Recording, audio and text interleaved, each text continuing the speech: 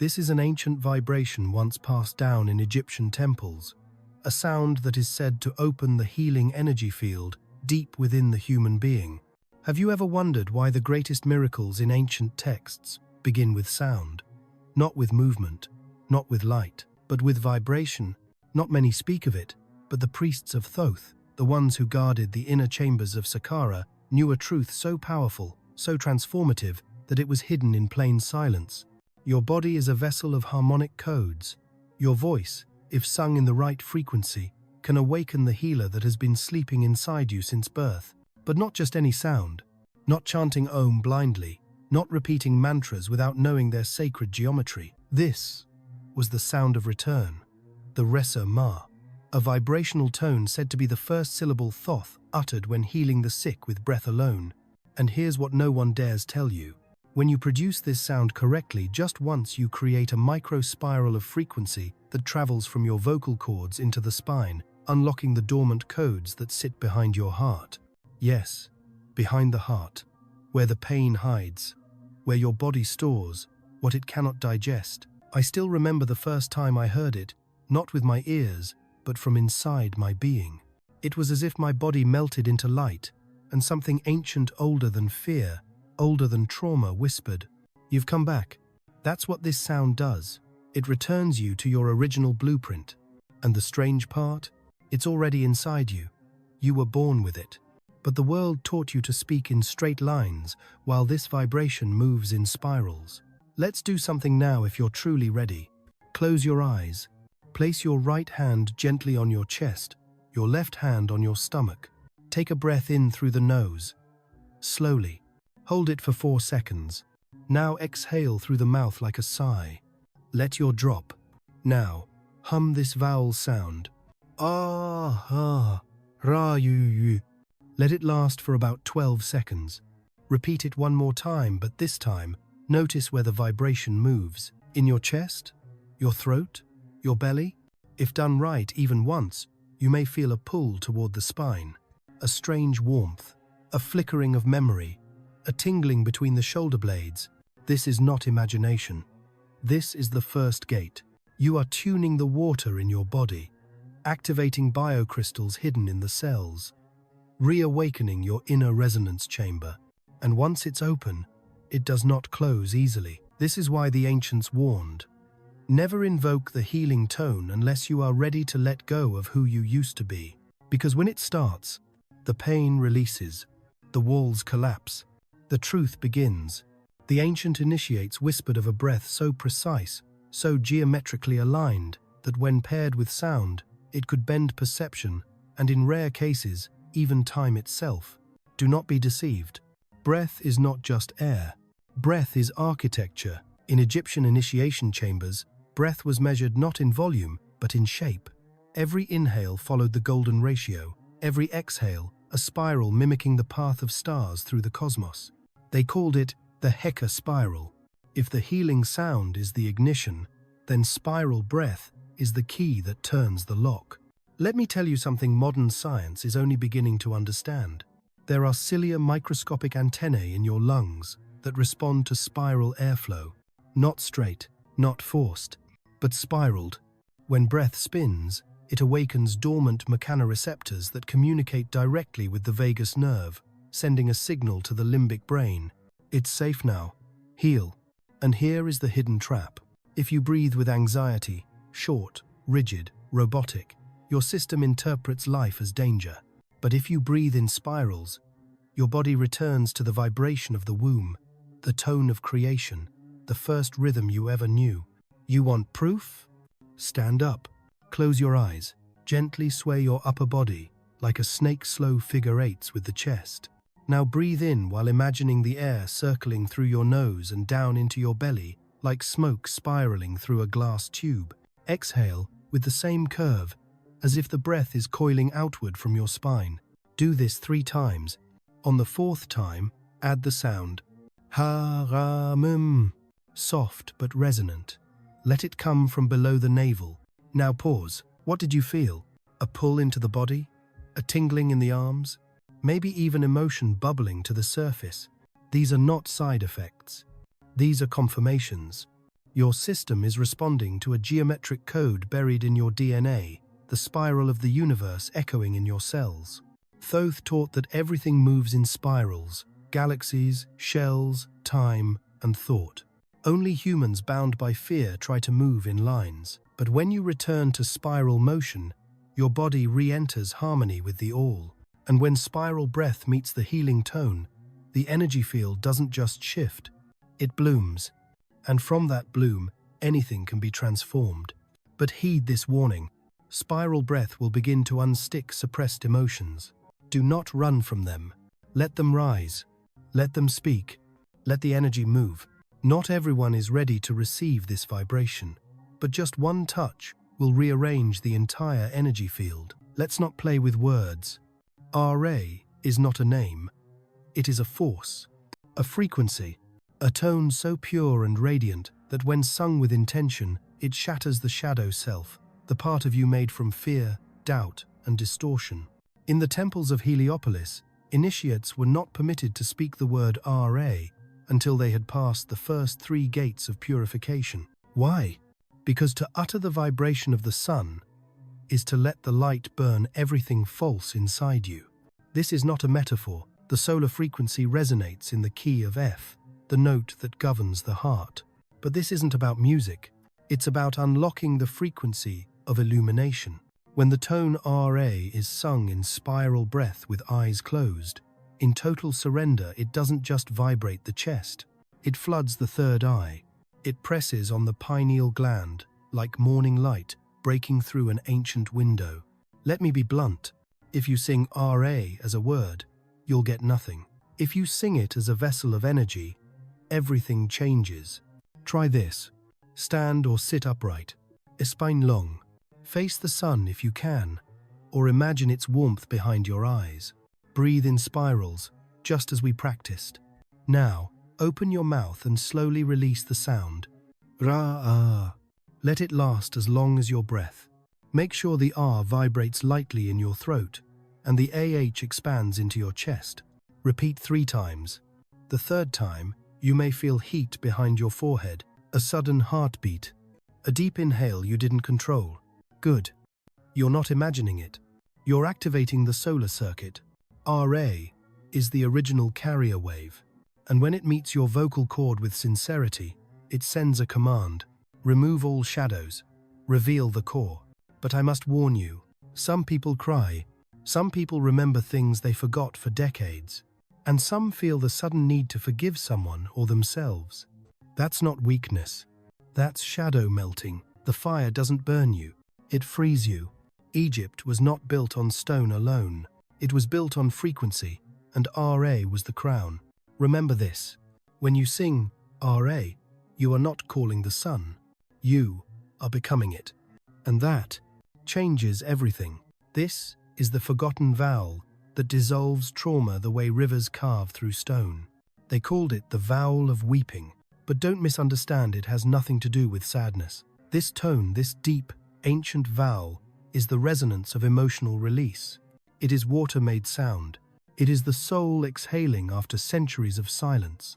In Tibet, monks spoke of a single tone that could soften the memory of war. In India, rishis passed it down as a whisper, not through books, but through vibration. And in Egypt, it was hidden in the 5th tone of the Temple of Komombo, only released to those who had passed through the fire of RA. It is the tone, U-M, not the O of surprise, but the U of flowing continuity, of depth, of soft surrender. Let me tell you what happens when you use it properly. The O-O-O tone vibrates the fluid around the spinal cord. And that fluid? It's liquid memory. It holds everything you couldn't process. Every goodbye, every betrayal, every moment you clenched your jaw and said, "I'm fine," when you were breaking inside. This vowel is not loud. It is not bright. It is a whisper, sung through a tear. Here's what I want you to do. Sit. Place your hands over your lower ribs. Breathe slowly, spiraled. Now hum the tone. Oh! Let it rise from the belly. Let it move without force. Let it feel like a river sliding down your spine. Do it again and again. After the 3rd time, pause. Feel the silence. Is there warmth? Is there a tightness loosening in your chest? You may feel the need to cry. Let it come. You may feel nothing. That's fine too. The water has its own way of working, slow, deep, and relentless. Here's what most people get wrong. They try to use sound to escape pain. But this tone does not escape. It dissolves, like sacred water melting a stone that forgot it was soft. Thoth warned of one trap. Those who fear surrender will resist this vow. They'll laugh at it, dismiss it, mock the idea that a sound can heal grief. But only because they've built a dam so tall, they no longer hear the flood inside. Don't be that person. If you sang the vow, if you felt it even faintly, you've opened a gate no one else can close. The energy will now begin to flow. There is a hidden point just behind your left ear that ancient mystics believed was the entrance through which divine tone enters the human soul. You've probably touched it without noticing, scratched it absently, felt a pulse there when you were anxious, but you never truly listened to it. This is not superstition. Modern neurology confirms. Just behind the ear lies a convergence of cranial nerves, the auricular branch of the vagus, tied directly to the parasympathetic system. In other words, it's a switch for healing. And Thoth's priests knew this. In fact, initiates in Abydos were trained to place their fingers on this exact point while chanting. Why? Because this gate of listening allows sound to bypass the ego and penetrate the soul. But here's the catch. You cannot open it with will. You must open it with surrender. Let me paint the scene for you. A chamber of limestone, torches burning low. A single initiate kneels, blindfolded. The master places 2 fingers behind the left ear and whispers, "Sing not from the tongue, but from the marrow." Then the tone begins. Not shouted, not performed, but offered. Here's how you do it. Place your right index and middle finger gently behind your left ear, at the soft groove where skull meets neck. Close your eyes. Take 1 spiral breath, and now hum the sound. See. Let it vibrate the crown of your head, but keep your awareness on that gate. Again. See. Feel the frequency trying to slip past the veil. Some of you will feel warmth, others a sudden chill. A rare few will hear something, a tone, a whisper, a pressure like wings unfolding. And if you don't feel anything at all, that's fine too. You have touched the gate. You will never be the same. But heed this deeply. This practice must not be rushed. Do not scream. Do not strain. The soul only opens to the voice when it knows you are not forcing it. This is the trap for many modern seekers. They try to dominate the inner world with noise, rather than unlocking it with silence. Let me share something personal. The first time I opened this gate, I didn't see light. I saw memory, my mother's laugh, the ache of things I hadn't mourned. And in that moment, the sound didn't heal me. It unlocked me. That's what this tone does. It removes the armor and leaves the truth trembling underneath. This is the sound that doesn't just come from you, it reveals you. Let me warn you in advance. This is not a pleasant tone. It is not beautiful. It is not harmonic in the traditional sense. It is a mirror, and sometimes, mirrors don't show us what we want to see.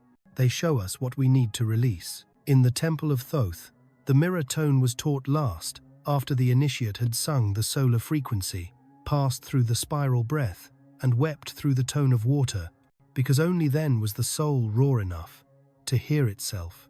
Here's how it works. When you hum this tone, your voice creates a standing wave, a wave that doesn't travel forward, but bounces between bones, reflecting your internal state back at you. This is how the ancients diagnosed illness. By sound. If your tone came out sharp, flat, fragmented, it meant something was fragmented inside. But when it came out full, vibrating the chest, head, and pelvis, all at once, you were whole. Want to try it? Sit in total stillness. No background sound, no music, just you. Place both hands gently on your ears, not to block out the world, but to focus inward. Now take a slow spiral breath. Let your yav relax and hum the following tone, allowing your mouth to stay slightly closed. Let it resonate through your skull. Do it again. This time, as you hum, listen not with your ears, but with your bones. Do you feel it vibrate in your nose? Or only your throat? Does it rise to the crown, or stay trapped in the chest? This is your vibrational mirror. This is how your inner field is vibrating today. And here's the hard truth. Some of you will hear strain, others will hear silence. Some will hear a sound that makes them recoil. Don't run from it. That's the part of you calling out to be retuned. Thoth warned, when you fear your own tone, you are not afraid of sound. You are afraid of being seen. And here's what's miraculous. The more you hum the mirror tone, the more it evens out. You begin to harmonize your internal dissonance, not by hiding it, but by voicing it. Over time, this tone becomes your personal tuning fork, and when you return to the healing sound, to RA, to the vowel of water, they no longer sound like something outside you. They sound like you. This is the warning Thoth carved into stone. Not all tones are sacred. Some are traps in disguise. In a world flooded with sound, with music in every corner, devices humming in the background, and voices shouting to be heard, we've grown deaf to a terrifying truth. Some frequencies do not heal. Some frequencies hijack. Let me be clear, not all singing is spiritual. Not all chants are pure. And not every vibration opens light. In fact, the ancients knew of corrupted tones, sonic imitations that mimic the healing patterns of sacred frequencies, but distort them just slightly, just enough to slip past the body's defenses and bind the soul in a loop of craving and illusion. Sound familiar? It should, because that's exactly what most modern entertainment is doing. Looped, formulaic rhythms, auto-tuned voices, compressed tones that bypass the heart and stimulate only the dopamine cycle, never the soul. Thoth warned, the false tone gives pleasure but no peace. It stirs the body but silences the spirit. This is not just mysticism, it's neuromechanics. The human body is tuned to resonate with natural frequencies, 432 Hz, 528 Hz, and the golden harmonics. But mainstream sound waves are now calibrated at 440 Hz, a subtle but impactful detuning, originally adopted not for resonance, but for control. You've probably felt it. The exhaustion after a loud concert, the strange agitation after binge-listening synthetic audio. It's not just fatigue, it's resonance decay. Your body trying to recover from vibrational distortion. So what do? You must become a conscious conductor. You must learn to choose your frequencies, to test them, not by belief, but by bodily response. Here's how. Next time you hear music or chant, pause. Breathe. Notice. Asterisk. Does your spine straighten or slouch? Asterisk. Do your palms warm or go numb? Asterisk. Does your chest open or tighten? Your nervous system is your tuning fork. It cannot be tricked. And if you are producing your own tone, ask, am I singing from alignment or from ego? Is your sound serving silence or drowning it? Thoth said the false frequency is not evil by nature, but when wielded without intention, it becomes a weapon against the self. This is why the healing tone must be sung from the spiral breath, with the gate behind the ear open and the mirror tone accepted. Only then can the soul recognize the true sound of itself. They called it the root tone, not because it sits low in the voice, but because it anchors the soul into the body, like roots into sacred soil. This is where most spiritual seekers go wrong. They chase ascension, high notes, upper chakras, visions, light. They want to fly. But Thoth reminded, you cannot ascend until you descend. The tree of light must first bury itself in the earth. Oh, because without grounding, all your healing tones are like birds without nests. They scatter, they vanish, they cannot integrate. In ancient Egyptian sound rituals, the final tone of every healing rite was sung not from the chest, but from the womb, the hara, the seat of creative force. This tone is ooh, deep, thick, and primal, not a chant, not a melody. It is the groan of the earth breathing beneath your feet. When sung correctly, it doesn't resonate in the head. It pulses in the hips, the knees, the soles. It draws heaven down into bone, into blood, into being. Let's try it. You must sit or stand barefoot if you can. Place your palms facing downward over your thighs or over the earth. Feel your weight. Notice how gravity pulls you. Now, breathe deep, spiral it. Exhale slowly. And when you're ready, open your mouth and sing. Ooh, hoo, hoo, hoo. Let it come from the base of the spine. Not your throat, not your chest, but your root. Sing it again and again. Feel it gather weight. Like a bell vibrating at the bottom of a cave. Like thunder beneath the soles of your feet. This is the tone that calls the spirit home. It tells the nervous system, you are safe. It tells the soul, you may rest. It tells the body, I have returned. And now let me tell you what happens next. When this root tone is harmonized with the upper frequencies, something miraculous occurs. The energy begins to loop, not linearly, not up or down, but in a torus, a living field of self-sustaining power, circulating from earth to sky and back again. This, dear listener, is the geometry of divine embodiment. But beware, if you skip this step, if you fly too far into the light and forget to root, you will float endlessly, chasing illusion, leaving your body behind. And the body is where the miracle manifests. It is said that Thoth, the god of wisdom and the keeper of hidden knowledge, never spoke his most sacred word aloud. He only sang it, and only when the stars were aligned. The word is not found in any scripture, not etched in temple walls, because it was never meant to be written. It was meant to be felt. This word is not a word at all. It's a living frequency, known only by its vibration, passed down not through language, but through resonance. The Hermeticists referred to it only as the unnamed tone. The Egyptian initiates called it Zep Tepe's whisper, the primordial utterance that activated creation itself. So why was it never spoken directly? Because to speak, it is to reduce it.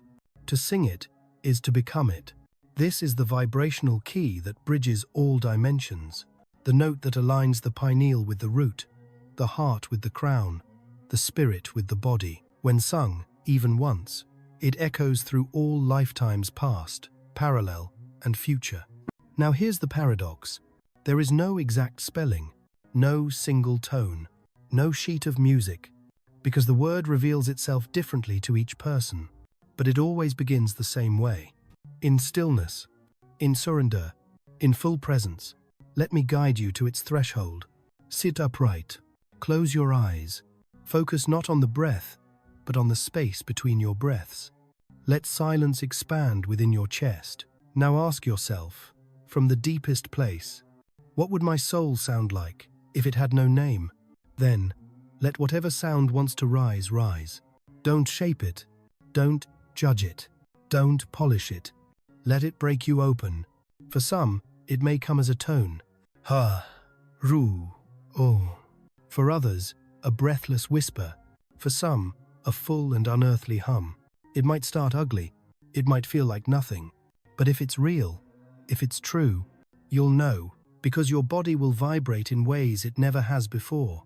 Your field will expand beyond the skin, and you may feel a stillness that is not emptiness, but origin. Thoth never named this word, because once it is named, it is no longer alive. But once you sing it, even once, it becomes yours, forever. One note, one breath, one vibration that reweaves the broken fabric of your being. You may laugh, you may cry, you may fall silent. That is the song returning to its source. Do it once, just once, and your energy field will never forget. This is not a lesson.